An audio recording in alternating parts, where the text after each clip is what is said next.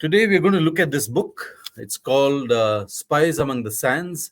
It's about the Mossad, one of the world's premier intelligence agencies, so called. And I have with me the author of this book, Prem Mahadevan.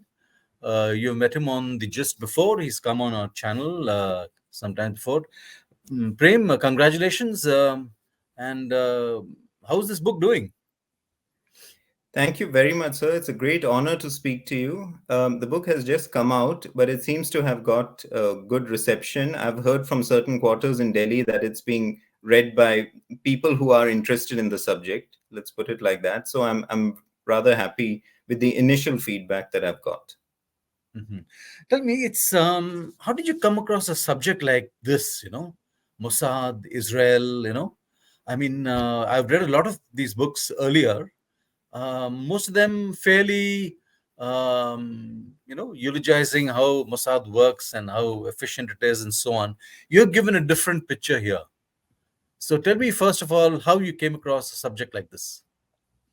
Thank you very much, sir. Well, three things drove me towards this topic.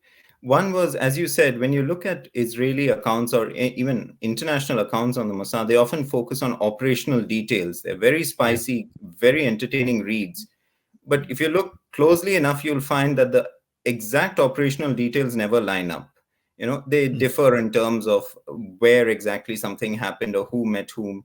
And an example of this, one of my favorite examples, is the killing of Imad Mugniyeh, the Hezbollah chief of special operations, in Yeah. 2008. There are at least three different accounts of how he was killed. There's no disputing that he was killed by a bomb that was planted close to or on his vehicle in Damascus. But where Mhm. exactly the bomb was planted? One account says it was in the headrest of the vehicle, of the driver's seat. Another is that it was in the spare tire. A third is that it was in the glove compartment of a car park next door. So the interesting thing is, all writers who claim to write about the Mossad's claim to have the true story, but the true story never seems to be someone else's true story. So that Yeah. was one factor which intrigued me. Another element was that over the course of my academic and research career, I have happened to interact with a number of Israeli scholars. A couple of them are friends of mine, and I observed in Europe and also elsewhere how they would very proactively lobby and network to push forward the Israeli narrative. There was nothing covert and nothing uh, uh, Mhm. underhanded about what they were doing, but they were very openly advocating for Israel, putting forward the Israeli narrative.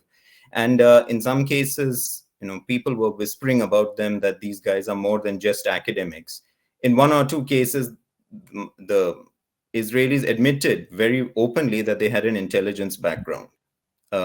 So I was struck by the access that some of these Israeli scholars had to European society, to areas of the intellectual elite that would normally be closed to people from outside the European Union and outside the European security context. And I was wondering how that has come about, how they could manage that.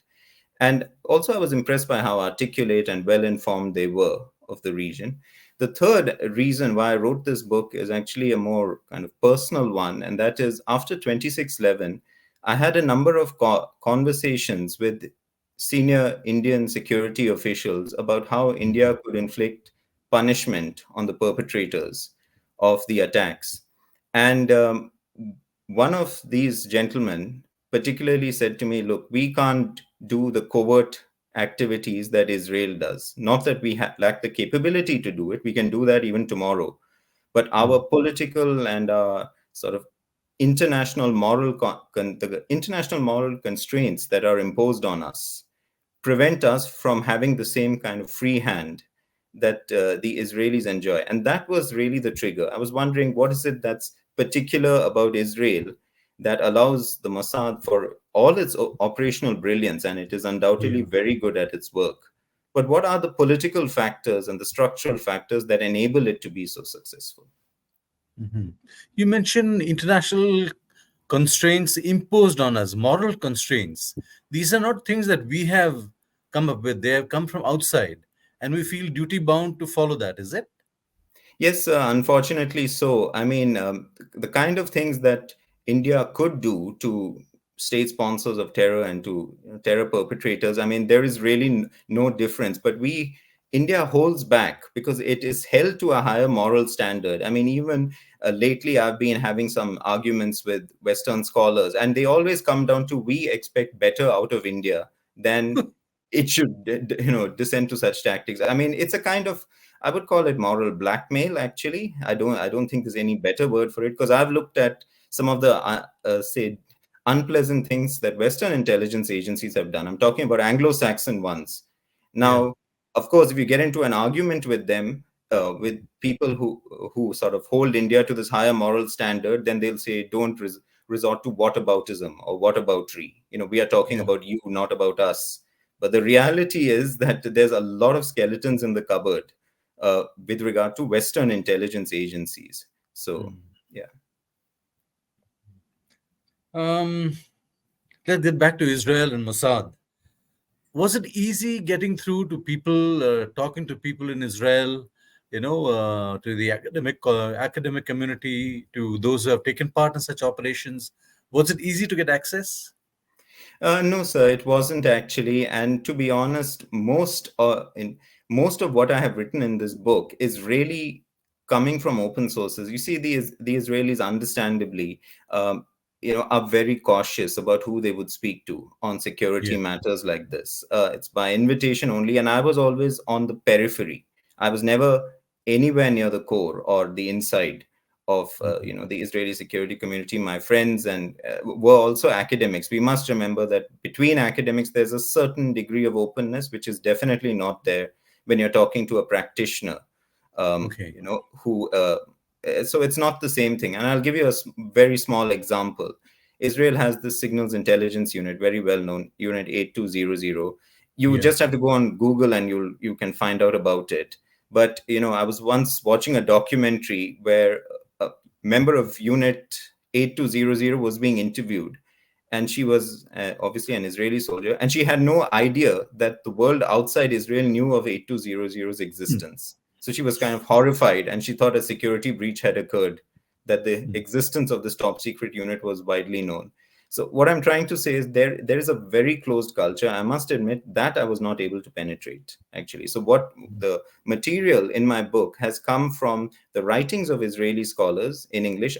Thankfully, a lot of them write in English, and it has Mm. also come from Hebrew language sources, which I had translated, or had got translated, and I was able to access that for operational uh, level material. But it was all historical stuff. I mean, historical stuff obviously is less sensitive, so it tends to enter the public domain, even if it's only in Hebrew. So, reading your book, you've cataloged a lot of failures of Mossad. And when you look at what happened last October, the Hamas attack and the war that's still going on, would you say Mossad has really failed here? Was it the responsibility of some other agency?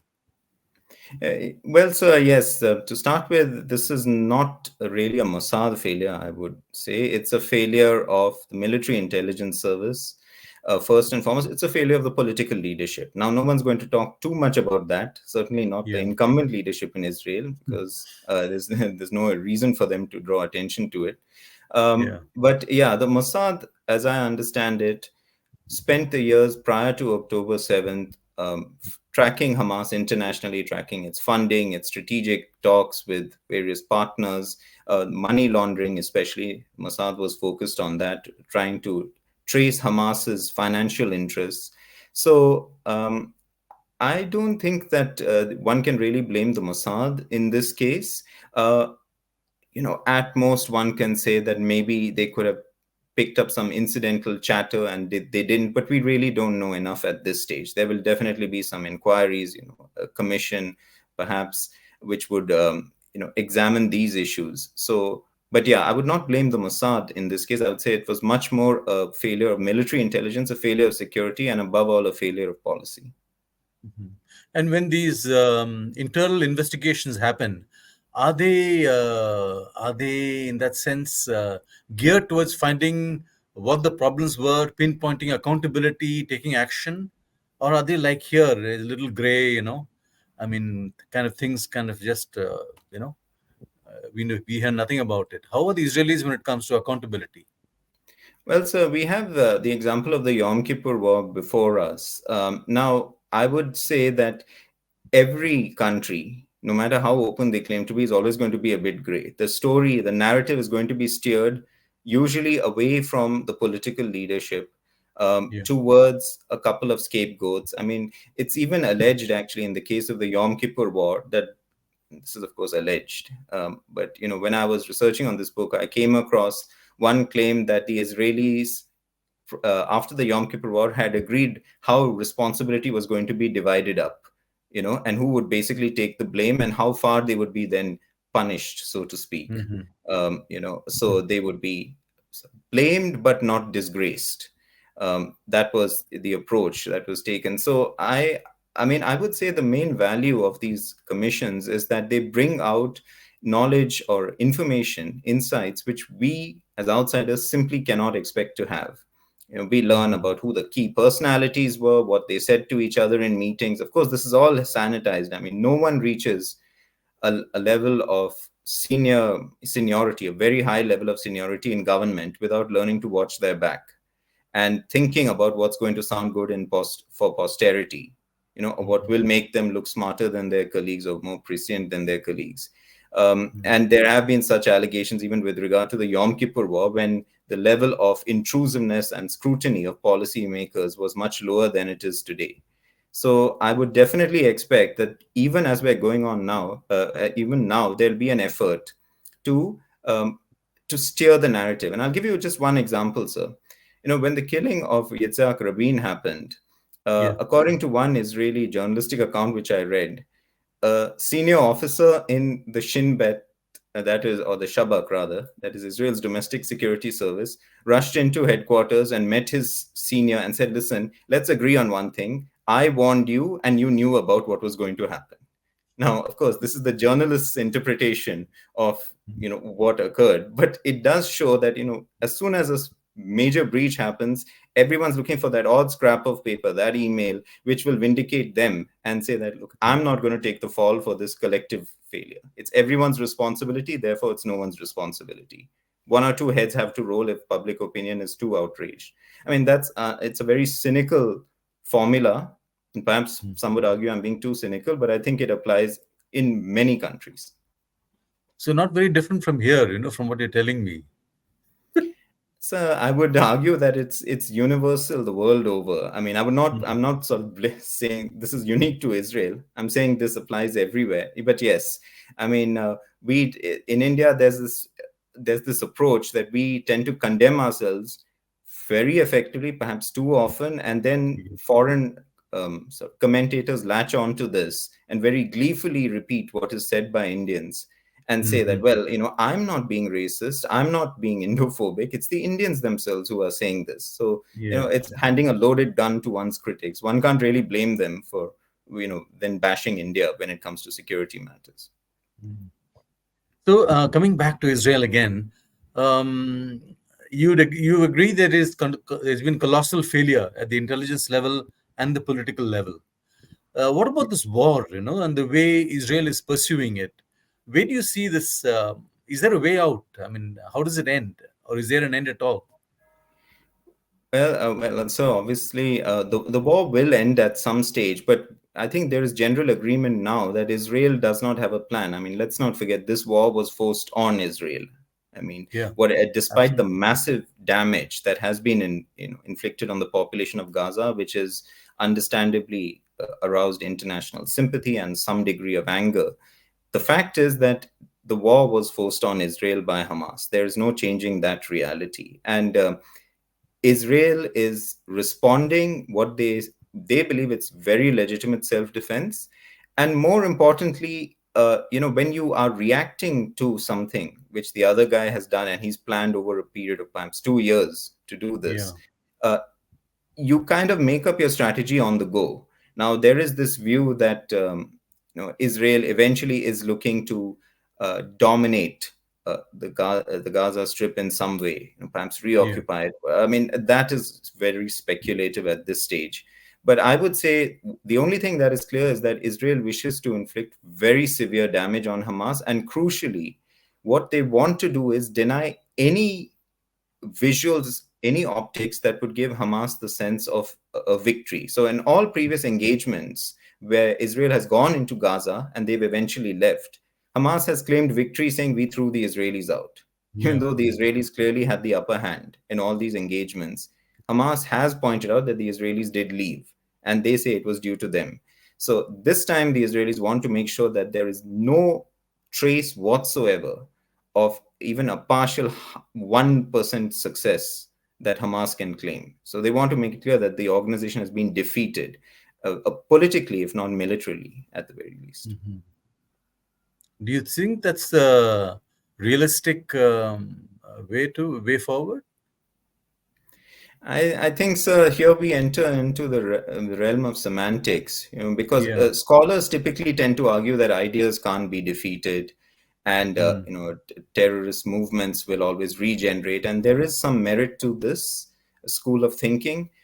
But eventually, if you're looking at defeating or killing an organization by just totally wiping out its leadership and really inflicting very heavy damage on its cadres, that is possible. I think right now, the Israelis certainly want to degrade Hamas's military potential, which I believe they are going to succeed in doing quite a bit. Mhm. What they cannot change, and I think they very well understand this, is they cannot change the level of intense hostility that exists Absolutely. towards Yeah. them in the region, Yeah. in the wider region. And so, to that extent, they know that the ideas are going to live on. They have kind of disassociated the destruction of or the discrediting of Hamas's ideas. They don't, I think, really aim for that as a campaign objective. What they want to do is inflict physical damage, which is possible, in my opinion, even if it attracts a lot of international outrage. What does this tell us about Hamas? The way they've planned this operation, the tactics they used, and the fact they're able to continue with this war 6 months down the line. What does it tell us about them?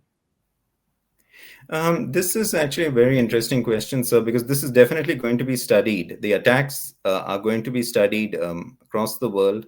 I mean, I would just go back 2 years and to the American withdrawal from Kabul. Now, we all predicted at that time that this is going to lead to a rise of militancy, of terrorist violence, and I would argue that even Hamas's attack is part of that wave. I mean, later on, scholars might look at the American withdrawal from Kabul and say that this triggered off another wave of militancy, because we Mhm. must remember when the Soviets withdrew from Afghanistan, no one at that time thought that this would lead to Islamist militancy in the 1990s. It was retrospectively that people Yeah. made that connection. So we could see the same happening here. To answer your question specifically on Hamas and its tactics, there were certain things which surprised me. Of course, the tactical sophistication of the attacks is possible for any group if you give them enough time. I mean, Mm. give them enough preparation time, give them a safe haven to do their planning and training, and any group can mount a fairly sophisticated attack. The more interesting elements are intelligence gathering. Now, Hamas typically has relied on open source intelligence from Israel for its strategic assessment. A lot of Hamas's leaders have been in Israeli jails. Some of them have learned Hebrew, like the Yahya Sinwar, the leader of Hamas in Gaza, has learned Hebrew. He was in jail for a very long period of time. So these people think they understand the Israeli psyche, and they kind of go by almost an intuition, but they're not very systematic about strategic assessment. Mhm. What was surprising, however, is the level of tactical intelligence gathering which went into planning this attack. And I would say that here, the 19,000 Gazans who would cross into Israel every day, to work, almost certainly, I mean, it's logical that some of them were Hamas scouts. They were Yeah. Yeah. exploring, weak spots and the level of security preparedness. Now, Yeah. those are the kinds of factors that are worrying for a security planner, because when you have a somewhat normal society, a normalized situation, how do you really prevent someone from coming in, scouting for an attack that may happen a few years in advance? Hezbollah Mm. is very interesting in this regard. Hezbollah is much more sophisticated than Hamas when it comes to intelligence gathering, because Hezbollah, that is, have ties with organized crime gangs that operate across the Israeli-Lebanon border. So they can gather human intelligence from within Israel using their drug smuggling networks. And Mhm. we do know of cases where Hezbollah has managed to send operatives into Israel through third countries, like David Headley equivalents, Yeah. who reconnoitered targets and got out safely without the Israelis catching them. It was only later on that people realized that guy was a Hezbollah operative. So Hamas is not thought to have that capability, which was perhaps why they launched a cross-border attack rather than something that was very deep inside Israel and used covert support networks and so on. But they are sophisticated, much more than was thought to be the case before October 7th. Mhm. And you think Israel has lost its deterrent? You talk about it in your book also. But does this attack suggest that Israel is no longer held in that kind of perhaps fear, respect? I think sir, Israel will continue to be held with a certain degree of fear and respect, if nothing else, for what the amount of damage that they can inflict on their Yeah. adversaries. That will cause the adversaries to fear them, not respect necessarily. And I think the point about respect is interesting because Israeli intelligence has always been associated with very sophisticated covert operations. I mean, Mm. you take some of the killings that have happened in Iran, for example, Yeah. if they were carried out by the Mossad, then some of them were very sophisticated, right? And that's something which in intelligence circles is always considered as a point to brag about. We could eliminate this guy with zero collateral damage, with no operatives getting caught, with no trace being left to us. That's the kind of thing that intelligence officers are very happy or very pleased about when they can carry out such an operation, those that are in this kind of paramilitary stuff. um, the problem for Israel is that no matter what, there's no separating the fact that its counterterrorism successes, not just in Gaza now, but over the last 20 years, have been associated with the use of overt military force Mhm. and with a certain level of, I don't want to use the word brutality because that's judgmental, but let's say Yeah. there's a certain blatantness or a blatant quality to Mm. this use of force, which is different from the Israel of the 1960s and 70s. When people look back to the Mossad, they think of the operation to eliminate Black September Yeah. operatives in Europe. And they say that, oh, that's the kind of thing. Well, that was pretty much a very rare occurrence. Actually, the Mossad has, of course, carried out a number of other assassinations or is thought to, but those are fairly sophisticated ones which are not really traced back to Israel. So I think within the security communities of the world, the intelligence Mm. services, there will continue to be a certain degree of respect for Israel, definitely some sympathy for the challenges that the Mossad and other Israeli agencies face. But there'll also be a recognition that these guys are human. They're not superhuman, no matter what thriller writers say. They are prone to making mistakes. And I think intelligence officers already know this. October 7th will just be a reiteration of that. Mhm.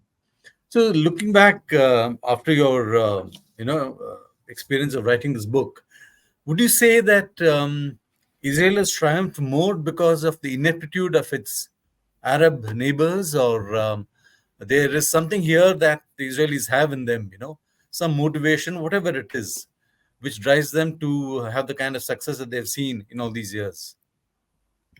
I would certainly agree, sir, that there is I mean, ineptitude is always a harsh word. One could argue Yeah, that the Jordanian intelligence services is also very professional. I mean, there have been specialists who have made that argument, specialists in intelligence who worked with both the Israelis and the Jordanians. So I'm not, I think it would differ depending on the actual opponent and the actual operation as such.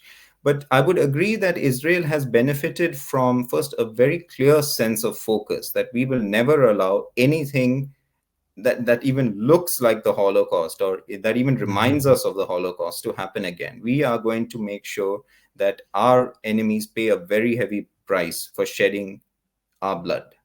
And that clarity, I think, is a little bit unusual. It's unique to Israel because of the traumatic experience of the yeah, yeah. Holocaust. I mean, it was Mhm. horrendous what happened, and it has scarred the psyche of the people, rightly so, actually. So there's that. Then I think the real factor is also a high level of international sympathy in certain quarters of the world. I'm talking particularly about the West here. And I come back to the point that we made in the beginning. There are certain things that the Israelis can do, which other countries are um, prohibited or prevented from doing. I mean, let's look at the fact that, if a lot of Israel's success against Iran seems to Sorry. be enabled. I say seems Yeah. because this is only going by what I've read in open sources, but it seems to be enabled by international intelligence partners as well. This is not just some Israeli genius. There is a intelligence coalition which targets Iran and which shares information. So on that basis, I think we have to understand that the Israelis benefit from having a number of security partners, and also they are very focused and determined. Then they have a militarized society, which is a huge asset. That's something which we in India don't quite understand. In India, there's this view Yeah. that the governments are only the governments. I'm a common man. I should not be involved in them. I don't need to take a reflexive stance of supporting the government. Although Israel is a democracy, a vibrant one, there is a certain clarity about where people's loyalties lie. There is not this kind of compartmentalization that Yeah. I am sort of removed from policy decisions because it's a smaller country and there's a greater sense of being besieged, I feel. Great talking to you, Prem, and I hope your book sells well. And I hope there's a sequel, maybe something on Hamas, for instance. There'll be a lot of readers here for that. Thank you very much, sir. You're very kind. And yes, I'm looking at future projects as well. So yeah, it's a great pleasure to speak to you, and I very much appreciate the time. Great. Thanks a lot, Prem. Thanks for your time, and all the very best.